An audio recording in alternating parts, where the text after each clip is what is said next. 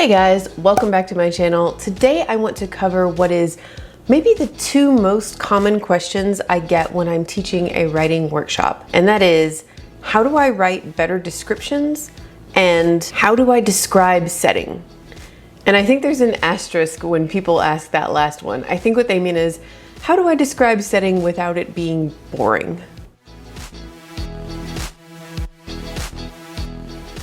Because we know all of those sensory details and setting descriptions are important when it comes to immersing a reader in your story. But when we get to a new room or a new building or a new town or a new planet, we struggle trying to figure out which details to include. We don't want to be long-winded and boring, but we also don't want to skimp too much because it's important that the reader be able to visualize where the characters are. When you describe setting in your story, ask yourself 3 questions. What's the context? What's important to the protagonist or narrator, and what's different for the reader? Let's break these 3 questions down and use some examples so you can see what I mean.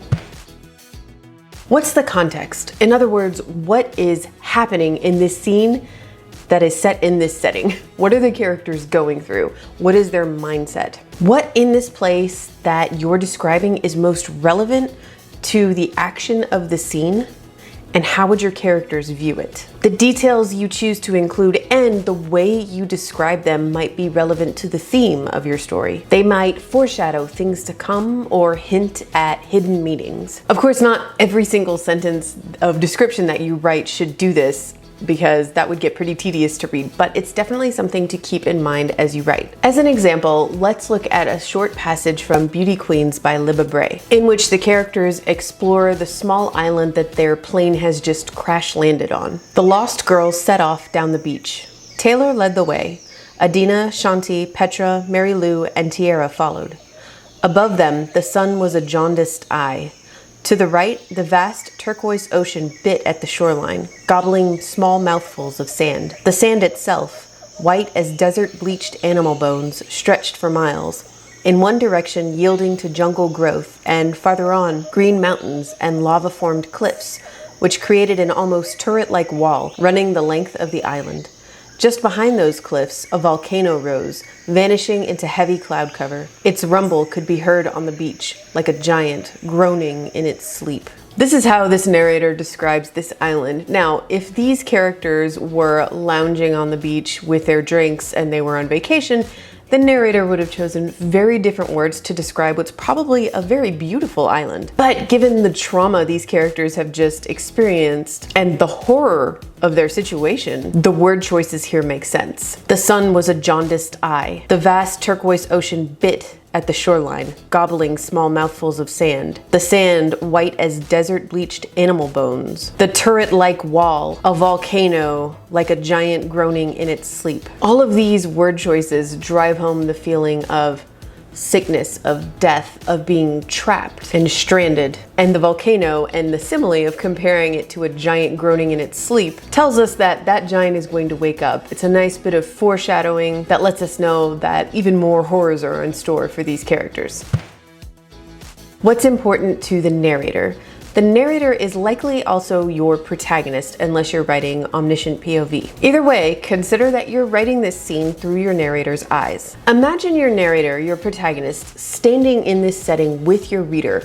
What do they want to draw your reader's attention to? And what do they want to draw your reader's attention away from? Unreliable narrators might put really heavy focus on something that's ultimately unimportant because they're trying to distract the reader from the details that really matter. So what does your narrator take note of and what is important to them? For this example, let's look at the opening scene of Allegedly by Tiffany Jackson, a story about a young woman who was convicted of killing a baby when she was only 9 years old. A fly got in the house on Monday. It's Sunday and he's still around, bouncing from room to room like he's the family pet. I never had a pet before. They don't let convicted murderers have pets in the group home. I named him Herbert. He's a baby fly, not one of those noisy horseflies, so no one notices him until he zooms in front of your face and lands near your orange juice. I'm surprised in a house full of delinquents no one has killed him yet. I guess he has survival skills like me. Keeps a low profile, never begging for unnecessary attention. Just like me, he wants to live a quiet life, nibble on some scraps, and be left alone. But just like me, someone is always coming up behind him, shooing him away with the back of a hand. I feel for Herbert. Being a chronic unwanted guest can really suck. At night, Herbert sleeps on top of the crooked molding that frames my closet, home to the few items of clothing I own. 3 pairs of jeans, 1 pair of black pants, 5 summer shirts, 5 winter shirts, 1 sweater, and a hoodie. No jewelry, just one of those ankle bracelets given by the state so they can follow me around like the sun. Mary, the main character, starts her story by drawing the reader's attention to the fly. And through the fly, she describes herself and her setting to the reader. This fits so well with a character in her situation, someone who, as the title says, allegedly committed an unthinkable crime as a child. She doesn't want to let the reader in fully right away. She has her walls up. Because in her world right now, the truth doesn't matter. Her situation is her reality. So she draws our attention to a fly, something insignificant. And yet, not so insignificant that she can't give it a name, Herbert. All of this just gives us so much insight into her as a character while also helping us visualize her group home setting in just a few paragraphs. What's different for the reader?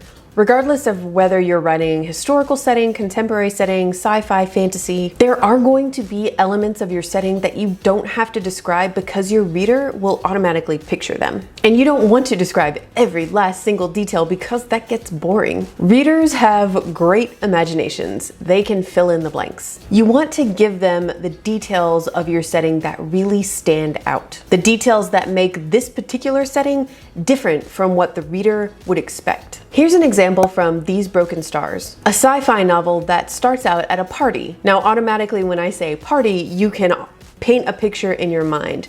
The difference is that this party is set on a luxury space liner. Nothing about this room is real. If this were a party at home, the music would draw your eye to human musicians in the corner. Candles and soft lamps would light the room, and the wooden tables would be made of actual trees. People would be listening to each other instead of checking to see who's watching them. Even the air here smells filtered and fake. The candles in the sconces do flicker, but they're powered by a steady source. Hover trays weave among the guests, like invisible waiters are carrying drinks. The string quartet is only a hologram, perfect and infallible, and exactly the same at every performance. I'd give anything for a laid-back evening joking around with my platoon instead of being stuck here in this imitation scene from a historical novel. For all their trendy Victorian tricks, there's no hiding where we are. Outside the viewports, the stars are like faded white lines, half invisible, surreal. The Icarus, passing through dimensional hyperspace, would look just as faded, half transparent, if someone stationary in the universe could somehow see her moving faster than light. The mentions of Victorian tricks, the familiar classy party scene, all of that is mentioned, but our attention is drawn to the details that make this setting unique. The fake candles, the hover trays, like invisible waiters, the holographic string quartet, and of course the faded white lines of the stars as the ship passes through hyperspace. For today's workshop exercise, try this.